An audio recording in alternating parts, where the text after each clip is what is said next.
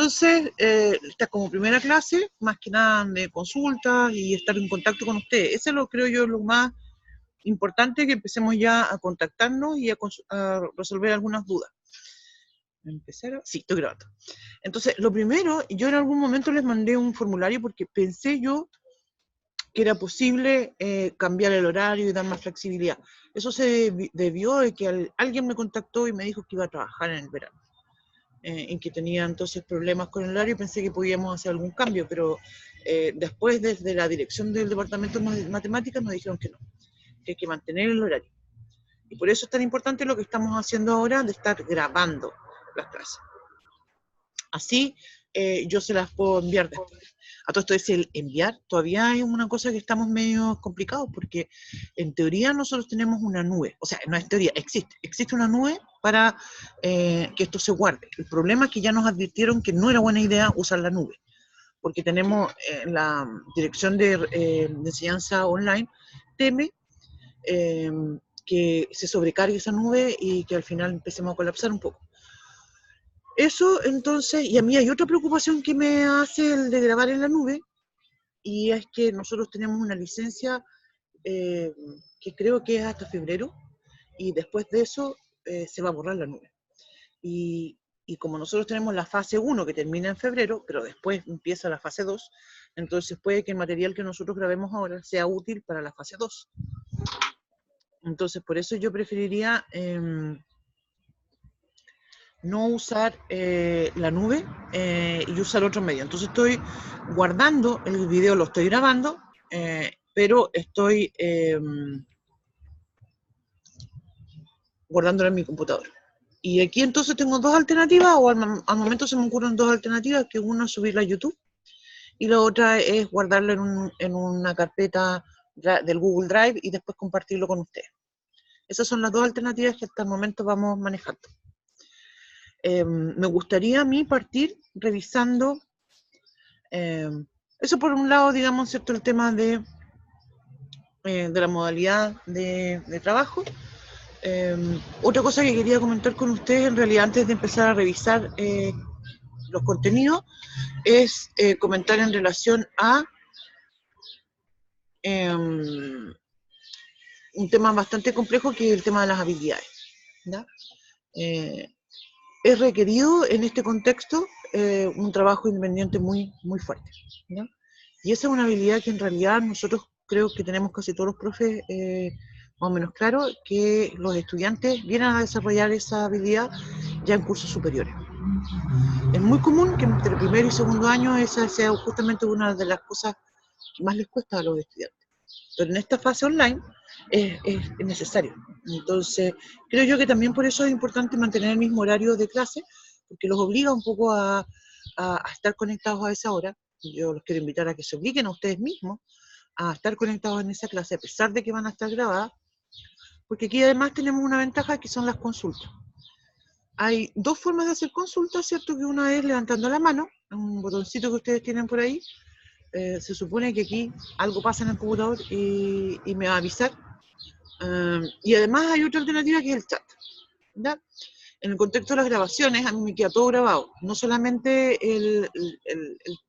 este video que estamos en este momento grabando, sino además me queda grabado el chat. Entonces, si hay alguna consulta que queda en el chat y que a mí se me fue, que no la leí en su minuto, queda, y eso es súper bueno porque yo la puedo revisar después y responderla a la clase siguiente, ¿ya? Eso entonces es en el contexto de la forma, las cosas más operativas. Me gustaría entonces ahora que nosotros voy a ir a compartir, y voy a compartir el aula. ¿Dónde está el aula? Aquí está. Bueno, aquí está y aquí está el aula. Partir mencionando que nosotros acá hay un tema que también tenemos un poco pendiente, que es el tema del ayudante. A mí la Gabriela se contactó conmigo, me dijo que tenía interés de participar. Yo eso ya lo remití al departamento de matemáticas. Los estudiantes que son ayudantes también están pasando por un proceso de capacitación. Nosotros hemos tenido ya varias capacitaciones en la U. Una de ellas en relación justamente al tema de Zoom, de cómo se utiliza, y el otro es en relación a el aula, así que hay otras cositas que tiene el aula que yo no sabía usar y que ahora las aprendí, y que estuvo re buena. Y hay una tercera, creo que va a haber en relación a YouTube, y que todavía no viene, pero y es justamente esta idea de subir los videos a YouTube. Pero ya averiguaré cómo se hace y yo creo que lo más fácil va a ser el YouTube. Porque igual en el Drive yo tengo un cupo limitado, ya tengo como 10 gigas usados de 15 y entonces estoy medio colapsado. Pero sea cual sea la plataforma, ahí los vamos a subir y ustedes van a tener disponibilidad para tener esos videos. Los videos son en realidad bastante pesados, entonces no los puedo mandar por mail, no me lo aguantan, ya hice ese intento. Ya, entonces como mencionaba, me gustaría revisar el aula. Aquí está la clásica bienvenida. Si ustedes se fijan, nosotros ya terminamos con esta primera parte, que fue la de matrices, pero lo vamos a volver a revisar en el contexto, ¿cierto?, de este repaso que vamos a ir haciendo. Y según yo, nosotros no empezamos geometría vectorial. Según yo, no alcanzamos. Yo diría que estábamos ahí. Y eso entonces es el segundo tema. Vienen después espacios vectoriales. Se fijan, yo los puse unidades, transformaciones lineales, y después valores propios y vectores propios. Si ustedes se fijan en el aula, solamente hay material de la unidad 1 y 2.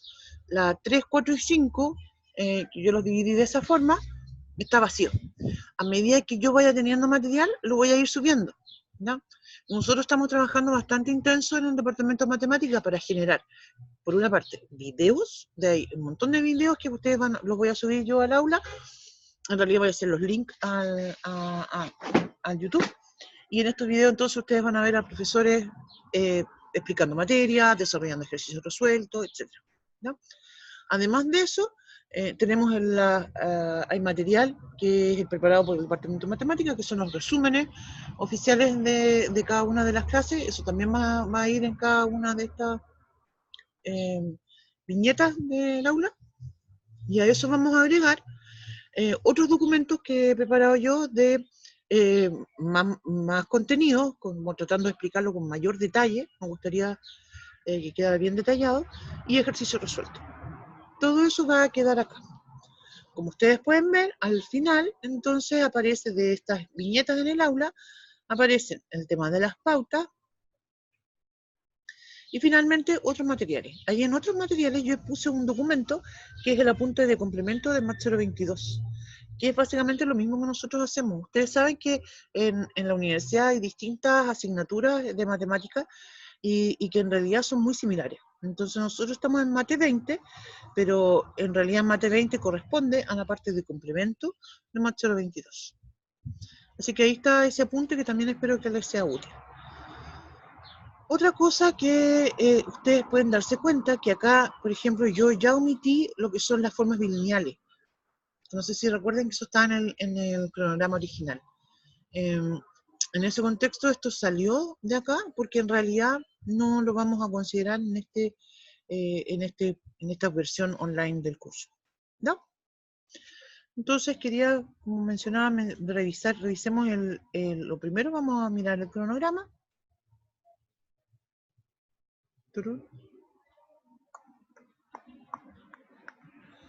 Aquí está el cronograma. Entonces, la idea entonces es que, insisto con esto porque hay mucho acá de trabajo independiente. Nosotros ya vimos todo este tema de matrices y calculamos determinantes, ¿se acuerdan? Entonces la idea es que ustedes refresquen eso y que ahora, hoy día, hagamos algún tipo de consulta.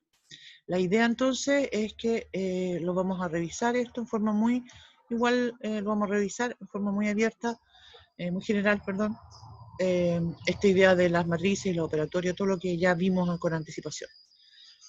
Pero ya formalmente, ¿es cierto? Y viendo temas nuevos, estaríamos la próxima semana. Si ustedes se fijan, la próxima semana tenemos normas de un vector y propiedades de producto. Tenemos ya el tema de vectores, en realidad se supone que empezamos hoy día, pero yo creo que vamos a empezar la próxima semana con ese tema de vectores. La idea, en realidad, es que yo voy a ir poniendo estos documentos con anticipación para que ustedes los puedan leer, y así de esa forma ir no diría yo que un poco más rápido, sino que la idea es que ustedes ya, cuando yo hable del tema de vectores, ustedes ya lo hayan leído y ya tengan consulta, ¿no? Esa es esencialmente la idea de lo que estoy planteando.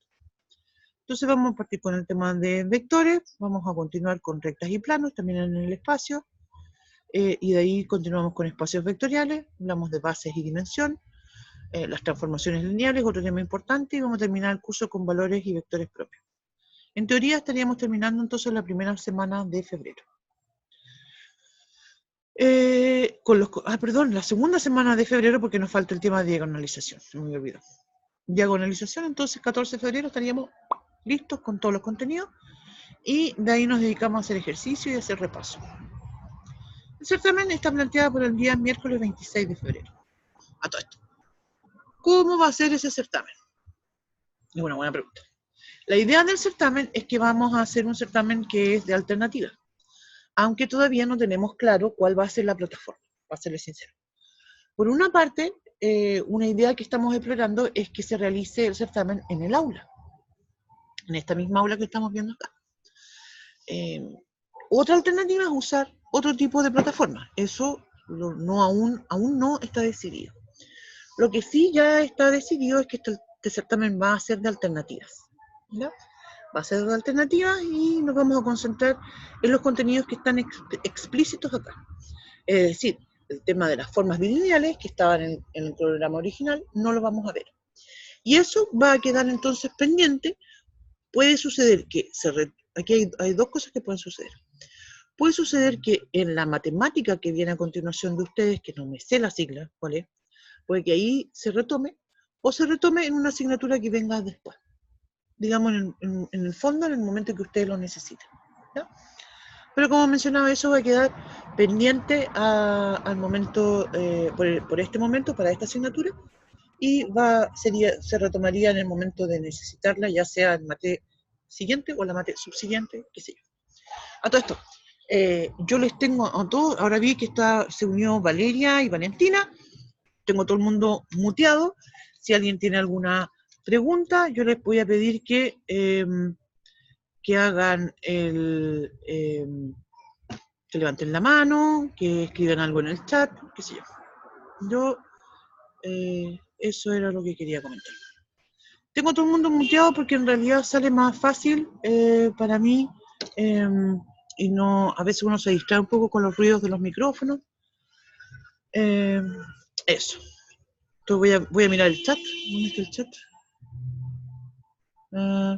Voy a pausar el... Vale. Voy a ver el chat.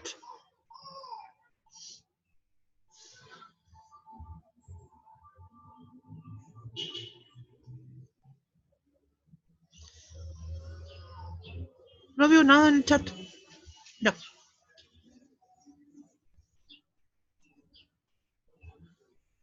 Voy a continuar entonces compartiendo el aula, porque hay un par de cosas más que quería comentar.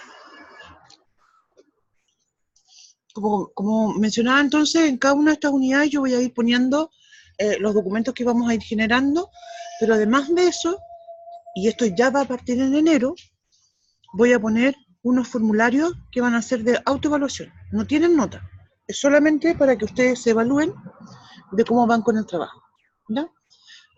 Y obviamente esa autoevaluación me va a entregar un reporte a mí también, porque yo necesito saber cuántos estudiantes están trabajando realmente en el aula, cuántos estudiantes van progresando bien, qué otras cosas podemos hacer, etc.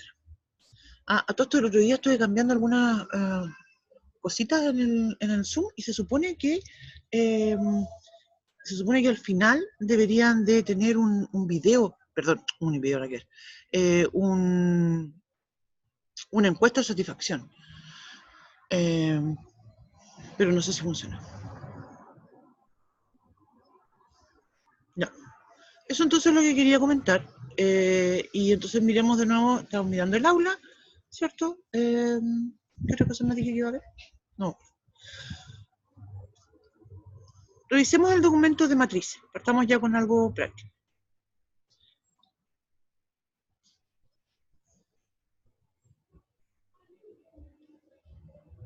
Matrices. Entonces vamos a partir comentando hoy día esto que significan las matrices.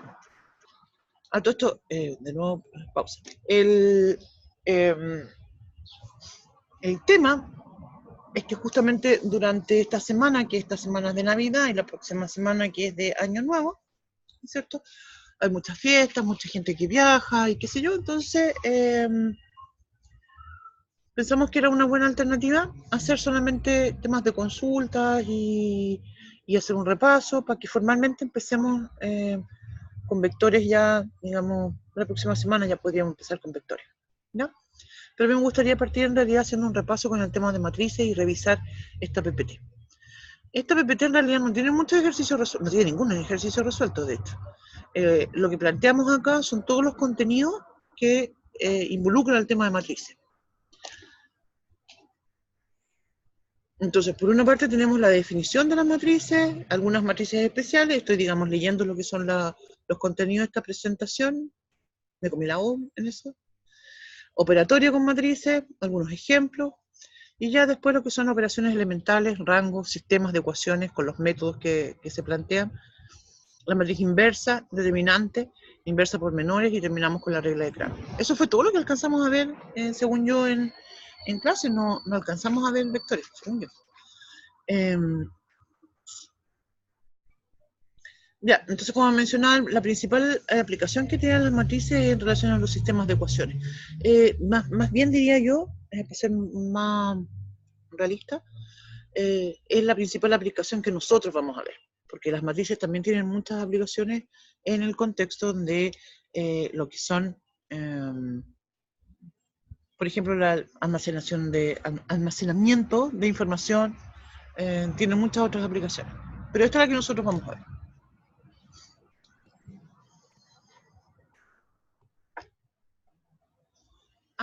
Alguien está comentando algo en el chat. Profe, no se ve su pantalla, al menos a mí. A ver, voy a entonces a detener el compartir y voy a compartir de nuevo. Según yo estaba compartiendo, pero vamos a ir acá. Ya. Espero que ahora se vea. ¿Qué dice el chat? Profe, ahí se ve. Ya, muchas gracias. Muchas gracias. Ya. Entonces aquí vamos Entonces, un ejemplo, ¿cierto?, de lo que es un sistema de ecuaciones. Nosotros sabemos resolver sistemas de ecuaciones lineales, ¿cierto? Tenemos bastantes estrategias, pero la idea entonces ahora es dejar un poco eso de lado para poder analizar otras propiedades que son mucho más importantes. Y entonces vamos a comentar cómo se escribe un sistema de ecuaciones. Primero pues vamos a definir qué es lo que es una matriz. Una matriz entonces, ¿cierto?, corresponde a un arreglo, un ordenamiento de números a través de filas y columnas. Cuando nosotros escribimos A y usamos los subíndices I y J, por ejemplo, nosotros estamos diciendo entonces con ese I y J, estamos declarando en qué fila y en qué columna está. Entonces cuando yo digo A sub 3,2, por ejemplo, ustedes lo pueden ver en la matriz, entonces el 3,2 me indica que estoy en la fila 3, columna 2. Eso es lo que indica el A sub I y J. Eso en el contexto de algunos ejemplos que nosotros tenemos, algunos ejercicios que podemos plantear. A veces esos coeficientes se construyen con alguna regla, pero solamente una cosa lúdica para hacer algunos ejercicios nada más.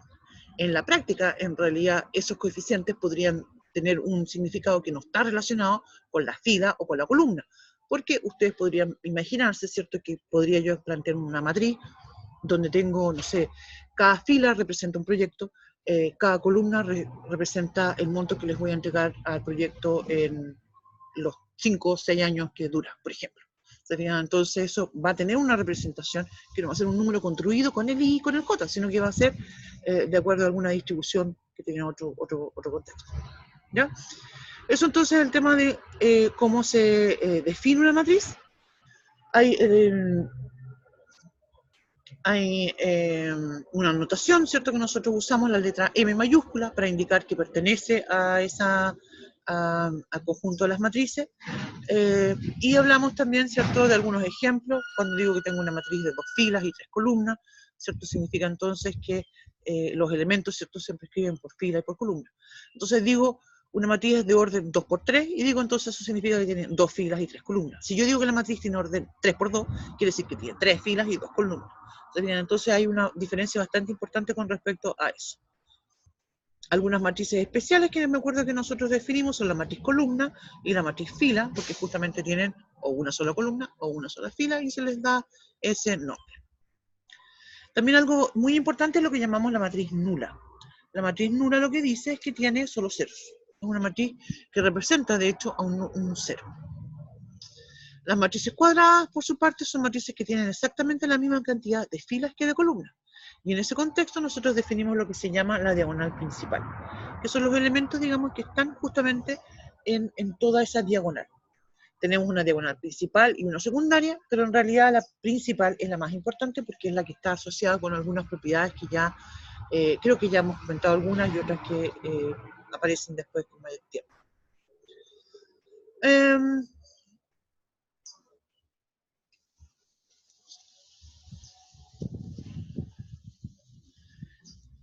Aquí hay una otra definición importante, que es lo que se llama la matriz diagonal. Es una matriz diagonal, siempre tiene elementos en la diagonal principal.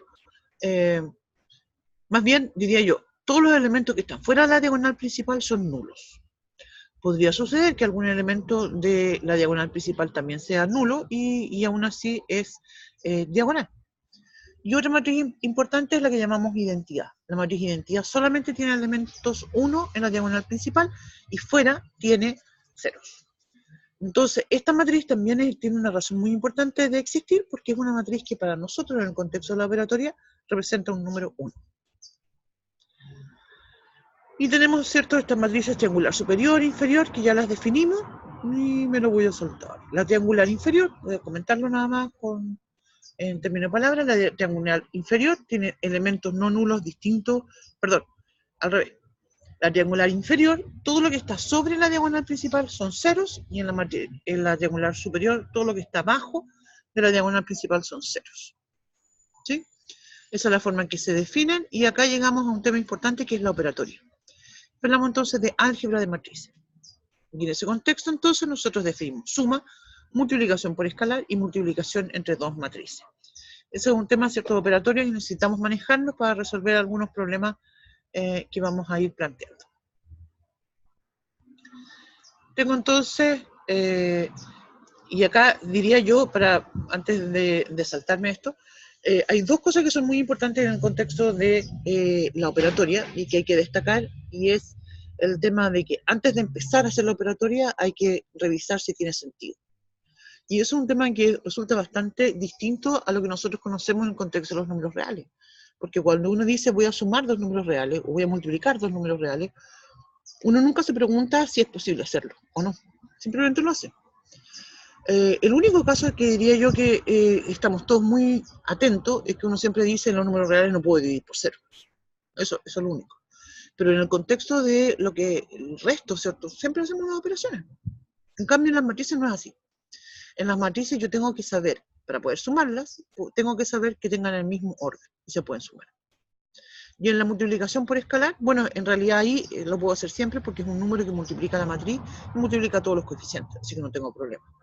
Pero en la multiplicación, ahí también tengo una regla que es muy importante de observar y los órdenes tienen que tener una forma especial. Si yo digo que voy a multiplicar A por B, entonces la matriz A tiene que ser de orden N por M y la matriz B de orden M por P. Y aquí recordemos que no existe la conmutatividad para la multiplicación de matrices.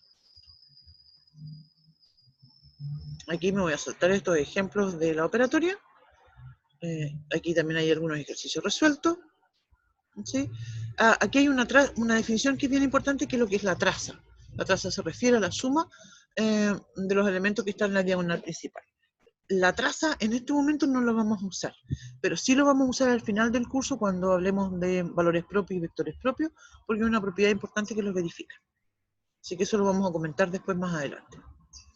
Algo que interesa observar, y esto también aparece en el contexto de los números reales, es que cuando nosotros hablamos de la diferencia, o la sustracción, o la resta, en realidad esa operación nace a partir de la suma. Cuando nosotros definimos en el contexto de la suma el inverso aditivo, entonces eso da pie a que se defina la operación de la resta, o la diferencia.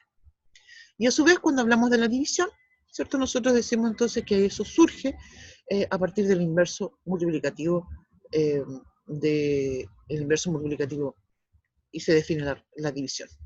Entonces, esto es un tema bastante importante, sobre todo en el contexto nuestro de las matrices, porque cuando nosotros decimos, bueno, voy a sumar dos matrices, ni un problema. Digo, voy a restar dos matrices, ni un problema. Bueno, entre comillas, ni un problema, porque lo que tiene que suceder sí o sí es que tengan el mismo orden. Pero básicamente no tengo más dificultades. En cambio, cuando yo digo que voy a dividir dos matrices, ya eso no está definido. ¿Se fijan? En realidad lo que nosotros decimos cuando tenemos este tipo de operaciones es que digo que tengo una matriz A y se multiplica por la inversa de B. Y entonces, ahí es donde queda uno, así como esto es distinto. Porque esa matriz, para encontrar su inversa, no va a bastar la condición de que sea distinta de cero. Hay más cosas que tienen que pasar. Y eso es justamente lo que vamos a plantear y vamos a recordar en realidad un poco más adelante cuando hablemos de la división de... no vamos a hablar de división, vamos a hablar de la matriz inversa.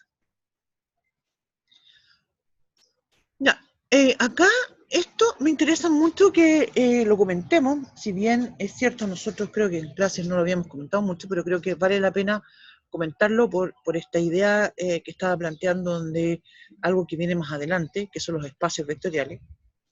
En el contexto de los espacios vectoriales vamos a observar que vamos a tener un conjunto que va a definir ciertas propiedades. Y en ese sentido, entonces, cuando veamos eso, yo voy a decir, pero mira las matrices. El conjunto de las matrices es un espacio vectorial. ¿Sí? Y verifica algunas propiedades. Y algunas de las propiedades que justamente están planteadas en este caso son esas propiedades, no son todas estas, pero sí son algunas de ellas que verifican las matrices y que hacen entonces que el conjunto de todas las matrices se constituya como un espacio vectorial. ¿Ya? Como dije, eso es algo que vamos a retomar en la próxima clase. No en la próxima clase, perdón, mucho más adelante cuando veamos los espacios vectoriales. Sí, algo importante que quiero recordar es que el producto de matrices no es conmutativo, ¿cierto? Y además, ciertas propiedades que nosotros conocemos en los números reales y que son muy obvias, ¿cierto? Cuando hablamos de matrices ya no se verifican. Si yo digo A por B igual a 0, entonces de inmediato A es igual a 0 o B es igual a 0. Eso es algo clásico que nosotros sabemos y de hecho esa estrategia la usamos para resolver ecuaciones, por ejemplo. Cuando ustedes tienen una ecuación de segundo grado, uno factoriza y después cada factor lo iguala a 0. Y ahí uno dice resolver la ecuación de segundo grado. Porque sabemos que esa propiedad se verifica siempre. Pero si hablamos de matrices, y ahora digo que A y B son matrices, esa propiedad no se verifica. Y ahí, ¿cierto?, está planteado un ejemplo. Bueno, aquí después pregunto yo qué otras propiedades no se verifican en las matrices y las respuestas a eso están dadas de inmediato. O sea, si yo quisiera hablar del cuadrado del binomio en el contexto de matrices o suma por diferencia, no se verifican.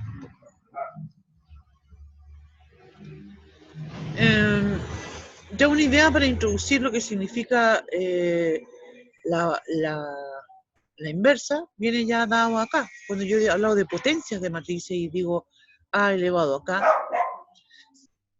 y esto hay que ser bien preciso, que cuando yo recién estaba mencionando que no existe la conmutatividad en las matrices, pero en realidad si yo hablo de una matriz multiplicada por sí misma, ahí sí que va a haber conmutatividad. Si yo digo A por A, es lo mismo que decir A por A, ¿cierto? Es como trivial mencionarlo quizás, pero va a ser así. Entonces, si yo quiero calcular, por ejemplo, A al cubo, voy a decir A por A por A. Y podría ser tan talentoso alguien que pueda multiplicar las tres matrices al mismo tiempo. Pero usualmente uno lo que hace es multiplicar 2 primero y obtener A cuadrado, y después esa A cuadrado multiplicarla de nuevo por A, y ahí obtengo A cubo, ¿cierto? Es como lo más típico que uno hace. Y en ese sentido, entonces, yo podría haber hecho A por A cuadrado, o A cuadrado por A, y voy a obtener exactamente el mismo resultado. Ahora, el caso entonces, cuando yo digo que el A elevado a K, ¿cierto?, va a ser A por A por A K veces, siempre estoy pensando en un número K que sea positivo. Si el K es negativo, es justamente el contexto donde aparecen las matrices inversas. Y eso, como dije, lo vamos a ver más adelante. A todo esto, en el contexto de potencia matrices, no tiene sentido un exponente racional, por ejemplo. Si yo digo A elevado a 2 tercios.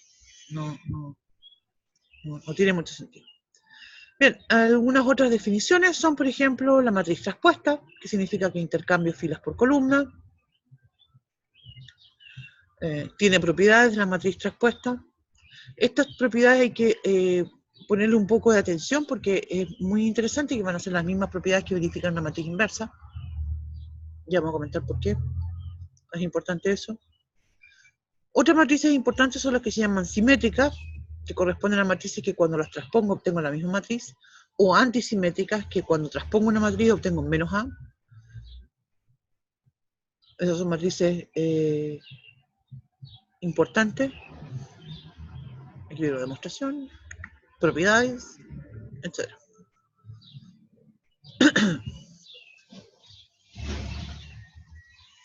Eso también lo vamos a hacer. Aquí vienen ejercicios.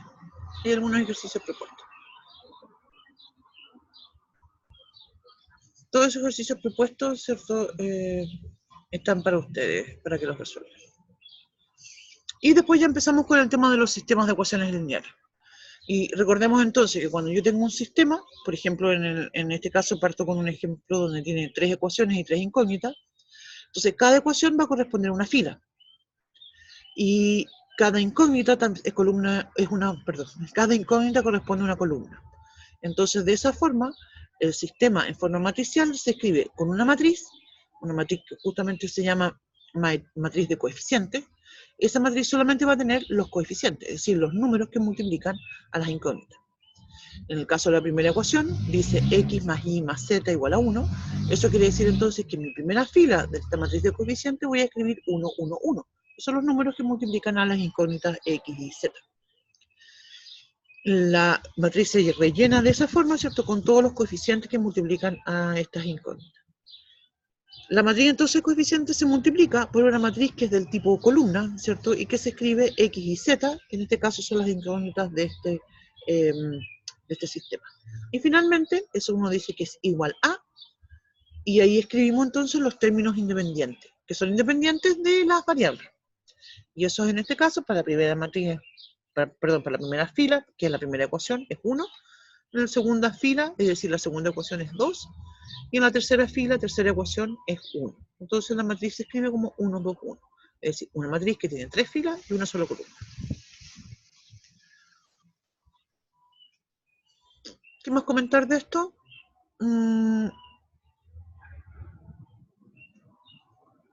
Creo que aquí es bastante importante de observar que, como ya tenemos el mismo sistema acá, justamente una de las estrategias que nosotros vamos a plantear para resolver el sistema es intercambiar filas y columnas. ¿Qué quiere decir eso?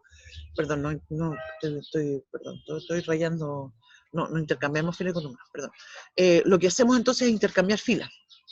Puedo intercambiar filas, ¿cierto?, en una matriz porque en el fondo intercambio las ecuaciones. No puedo intercambiar columnas porque entonces estoy cambiando las x por las y. ¿Sí? Eso es lo que quería decir. Ya, entonces, de forma general, tenemos un sistema, ¿cierto?, que uno lo escribe como AX igual a B. A va a representar una matriz de coeficientes que tiene n filas y m columnas, es decir, aquí hay n ecuaciones y m incógnitas. Y este va a ser AX igual a B, donde A, como dije, es esta matriz de coeficientes. X es una matriz que va a contener a las M incógnitas, y esto va a ser igual a B, que el B es la matriz de términos independientes. Y aquí es bastante importante de plantear de que los términos independientes a veces puede que aparezcan a la izquierda de la ecuación. Uno los tiene que escribir a la derecha, ¿cierto? Porque no es la posición lo importante, sino que es si están escritos en términos de X o Y, o Z, en las incógnitas que aparezcan en realidad. Bien, otra cosa importante es lo que hablamos de soluciones. Las soluciones corresponden a los valores que hacen que el sistema sea verdadero. Y en ese contexto, entonces, un sistema va a poder ser compatible o consistente si tiene al menos una solución, y se va a llamar incompatible o inconsistente si no tiene solución. Aquí entonces la primera estrategia que planteamos para resolver un sistema es lo que se llama el algoritmo de Gauss-Jordan. Y lo que hacemos entonces es hacer operaciones elementales. Tenemos 3 tipos: intercambiamos filas, multiplicamos la otra, esa es una, intercambiar 2 filas. La otra es multiplicar una fila por alguna constante, por algún número que sea distinto de 0, se multiplica todos los elementos, todos y cada uno de los elementos de esa fila, y por algún número que sea distinto de 0. Y la tercera sería sumar el múltiplo de una fila a otra. Quiere decir entonces que multiplico toda una fila por un determinado número y lo sumo y lo guardo en una segunda fila. La estrategia, ¿cierto?, es producir muchos ceros debajo de estos pivotes. Vamos a sacar eso. Aquí hay más explicaciones sobre esta misma idea. Hay un ejercicio que no dice mucho. Y me voy a saltar al algoritmo. No, antes del algoritmo.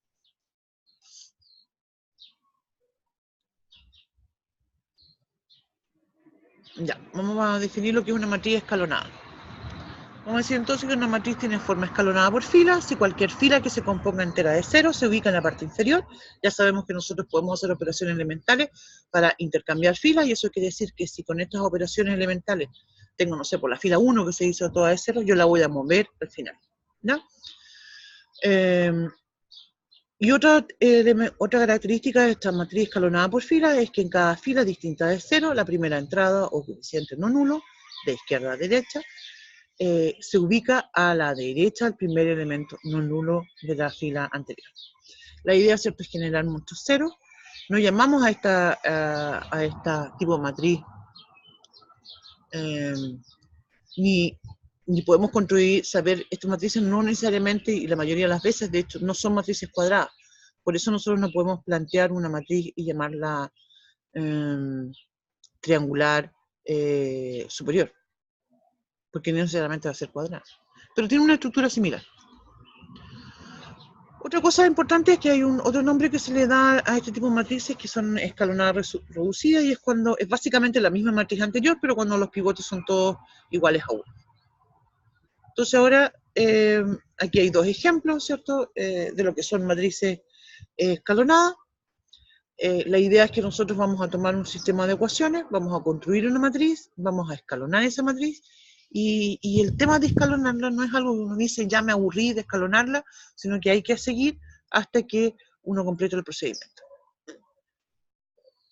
Entonces, vamos a hacer lo siguiente. Tomamos en este ejemplo ya está más completo. Tengo una matriz A que tiene 4 filas de 4 columnas. Creo que la primera idea que uno tiene que siempre pensar es tratar de ahorrar operaciones. Y por eso entonces, cuando yo miro mi matriz y tengo entonces, voy a leer la primera columna. Tengo 2 menos 1, 3, 0. El 2 sería mi pivote, pero yo no quiero estar usando el 2 como pivote. La razón, ¿cierto?, es que quiero evitar las operaciones con fracciones. Entonces me gustaría tener como pivote un número 1 o un menos 1. Por eso, como debajo del 2 tengo un menos 1, lo que vamos a hacer es intercambiar. Tomo toda la fila 1 y la intercambio por la fila 2. Y obviamente que la fila 2, como la moví, tengo que mover la otra. Si en el fondo esto es un enroque, ¿ya? Entonces ahora, después de haber hecho eso, otra cosa.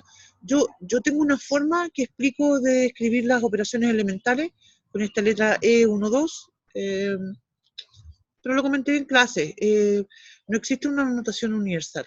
Y yo he visto muchas veces las chiquillas, chiquillos en los certámenes que hacen unas notaciones súper choras y que les dicen mucho más. Flechas y cosas por el estilo. La idea es que ustedes se inventen una notación que les permita en forma rápida revisar esto. Bueno, no tiene ningún sentido lo que estoy diciendo, porque en realidad nosotros vamos a tener evaluaciones que son online, entonces que si escriben o no escriben las operaciones elementales nos va a dar lo mismo. Pero bueno, ya, entonces, vuelvo de nuevo.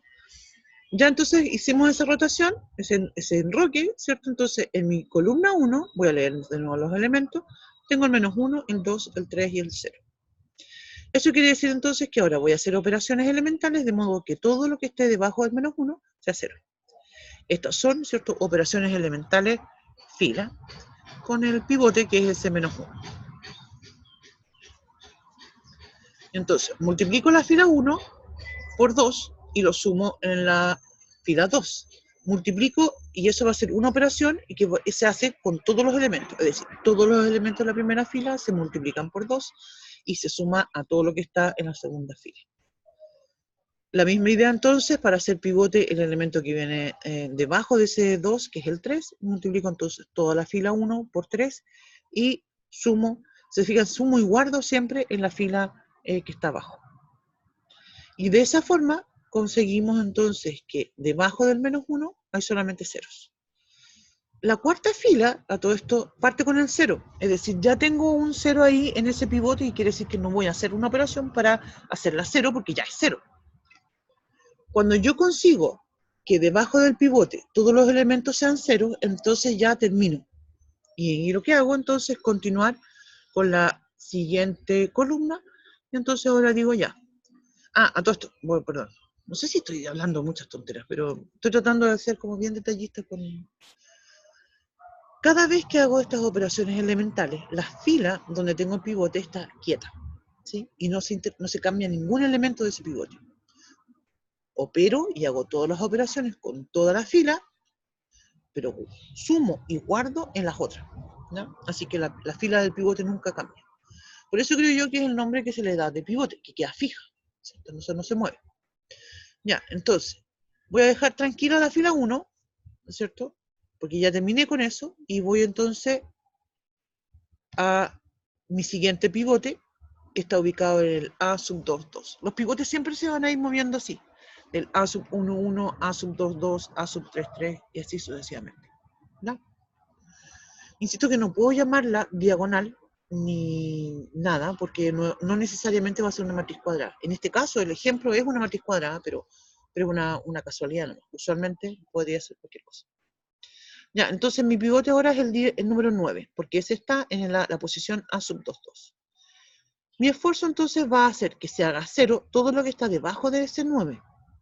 Para arriba también podría hacer operaciones para que se haga 0, pero eso ya no sería el método de Gauss-Jordan, sino que sería el método de... Eso no sería el método de Gauss, sería Gauss-Jordan. Bueno, son dos algoritmos muy relacionados. Entonces, veamos los elementos que están en la columna 2. ¿Sí? En la columna 2 tengo 2, 9, 5, 2. Entonces, como dijimos, voy a hacer operaciones de modo que debajo del 9 solamente tenga ceros. ¿Qué es lo que tengo que pensar? Tengo un 9 y me pregunto, ¿por qué número tengo que multiplicarlo? De modo que al sumarlo con el 5 obtengo un 0. Entonces, menos 5 novenos. Y entonces multiplico toda la fila 2 por ese menos 5 novenos y lo sumo y lo guardo en la fila 3. Y así entonces obtengo ceros debajo del 9. Obviamente que aquí no pude hacer la estrategia anterior que estaba mencionando de evitarme las operaciones con fracciones, porque no aparece ningún número. Así que hay que hacer operaciones con fracciones. Después tengo entonces la fila 3. No, perdón, la fila 3 ya lo hice, y porque debajo del 9 estaba el 5, que ya lo convertimos en 0, y el que viene después es el 2. Entonces voy a multiplicar la fila 2 por menos 2 novenos, de modo que al sumarlo con el 2 me dé 0.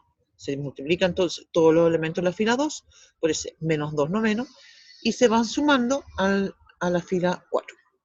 Si ustedes se fijan, entonces los ceros que gané en el paso anterior, cuando mi pivote era el menos 1, no se perdieron, sino que se van sumando más ceros en forma muy ordenada. Y así entonces, como ya todo lo que está debajo del 0 debajo del 9 es 0, entonces terminé con esto y paso entonces a la siguiente columna. Como mencionaba entonces, siempre estos pivotes van a ser, se van a ir moviendo en esta, entre comillas, diagonal principal, aunque formalmente no le damos ese nombre. Entonces ahora tengo el menos 13 novenos, que es un número entero feo, porque por 9 y todo, no. ¿Qué es lo que uno puede hacer para evitarse de operaciones más complejas? Entonces lo que hacemos es multiplicar. Ay, perdón. Voy a multiplicar la fila 2, perdón, hay que ver la fila 2. La fila 3 y la fila 4 lo voy a multiplicar por 9, de modo de que ya no tenga que hacer tantas operaciones con fracciones. Y de esa forma entonces quedó, se fijan, la matriz sigue siendo obviamente de 4 por 4, pero ahora mi pivote sería menos 13, porque la multipliqué, ¿cierto?, por 9. Y ahora entonces el menos 13 es mi pivote, debajo del menos 13 tengo menos 11, quiere decir entonces que tengo que multiplicar la fila 3 por menos 11 sobre 13, de modo que debajo de ese número se genere un 0. Y aquí me quedó, no se alcanza a ver, aquí esto lo generé mal en el PowerPoint, y esto en realidad no es un PowerPoint, es otro tipo de documento. Y se perdió el resultado. Pero ustedes lo pueden completar y se van a dar cuenta entonces que ya la matriz va a estar escalonada con ese paso. Y va a estar completa. Obviamente que el pivote que vendría después, que sería el A sub 4, 4, ¿cierto? Que en este caso no corresponde analizarlo. ¿Por qué? Porque ya debajo de ese número no hay elementos. Entonces el paso termina. Algo que uno tiene que siempre hacer es, después de que aplica el procedimiento, partiendo de la U sub 1, 1, A sub 2, 2, A sub 3, 3, hasta que termina, ¿cierto? Uno siempre termina en el fondo un pivote antes.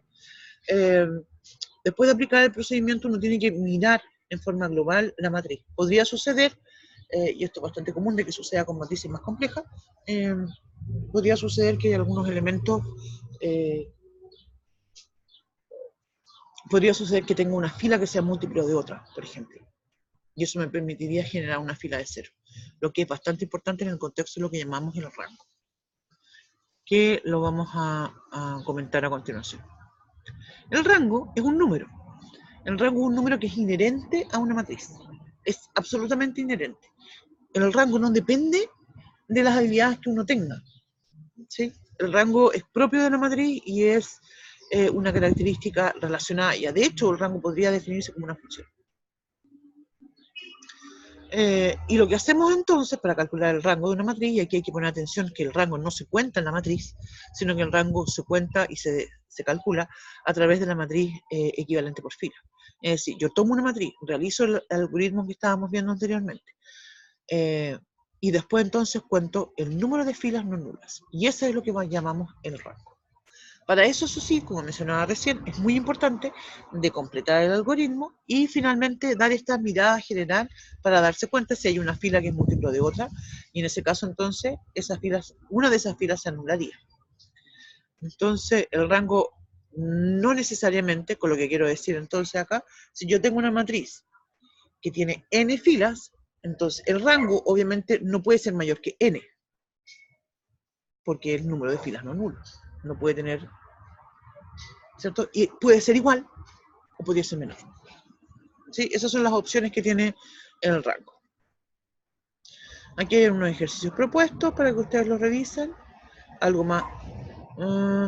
Volví a repetir aquí la definición de los pivotes. Y acá planteo lo que significa un algoritmo, ¿cierto? Es bastante importante porque nosotros estamos usando un algoritmo y justamente esto verifica esta idea de la secuencia de operaciones que se realizan en forma clara, ¿cierto? Y que tienen un principio, que es la característica, ¿cierto?, de lo que es un algoritmo. Algo importante también, entonces, para continuar, es lo que llamamos un sistema homogéneo. Se refiere a un sistema de ecuaciones de n ecuaciones en incógnita. El sistema se llama homogéneo cuando uno escribe que AX igual a 0, es decir, los términos independientes son todos ceros. Algo importante de destacar es que los sistemas homogéneos son siempre compatibles, es decir, tienen solución. Y en ese contexto, entonces, vamos a poder tener dos opciones. O la solución es nula y solamente el nulo, quiere decir entonces que tiene una solución única. Un sistema compatible, si tiene solución única, solamente la única opción que tiene es que sea el cero. O podría suceder que tenga infinitas soluciones. Esto es un tema bastante importante en el contexto de lo que vamos a mencionar más adelante, que son los espacios vectoriales. Por otra parte, tengo un sistema que, podemos tener un sistema que se dice que es no homogéneo, donde el sistema tiene n ecuaciones y m incógnitas. En ese caso, cuando el sistema no es homogéneo, esa matriz B de coeficientes independientes no es nulo, no son ceros. No es que todos sean distintos de cero, sino que puede que hay algunos que no sean nulos, y ya entonces con eso decimos que no es homogéneo. Y en ese caso, nosotros lo que vamos a tener que hacer es caracterizar esto de la siguiente forma. Porque un sistema va a ser compatible, nosotros vamos a construir esta matriz ampliada que llamamos, donde tomamos la matriz A, que es la matriz de coeficiente, y le agregamos la columna a los términos independientes.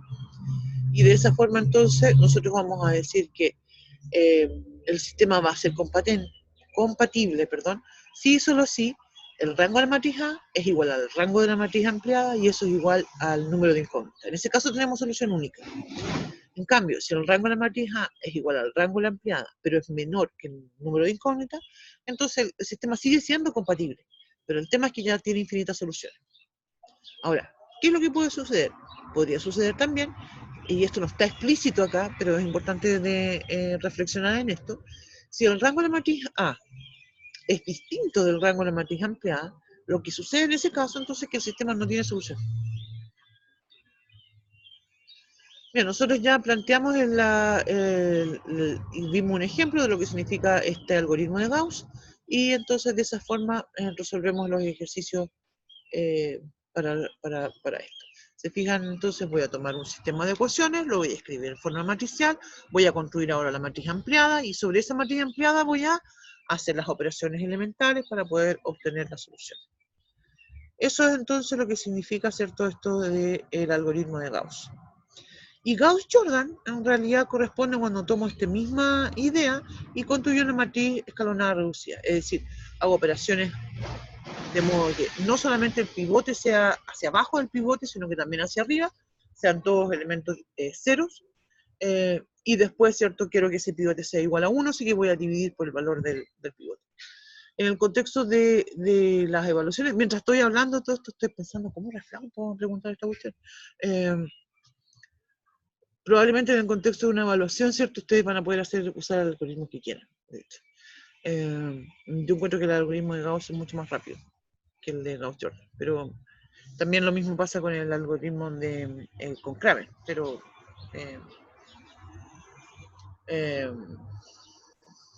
va a ser opción de ustedes.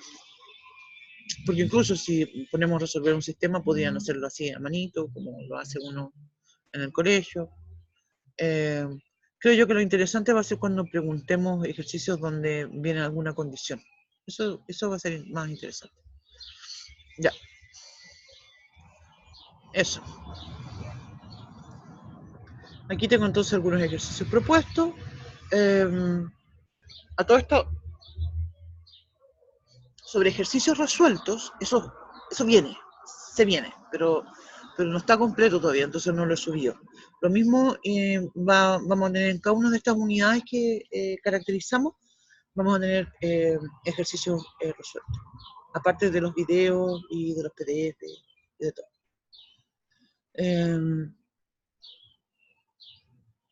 Ya, entonces vamos a continuar con esto. Me estoy saltando lo que son los ejercicios propuestos y vamos a comentar entonces lo que significa esta matriz inversa. Como ya mencionaba, ya alguna idea teníamos sobre esto. La matriz inversa significa... ¡Au, chanfle! ¿Qué hice? Ya, no. Ya. No sé por qué apreté eso. Ya, voy, chanfle. Me entró la duda. Espérame un poquito si estoy grabando o no estoy grabando. Porque sin querer pasé a llevar algo por aquí y no sé si estoy grabando. Déjame revisar.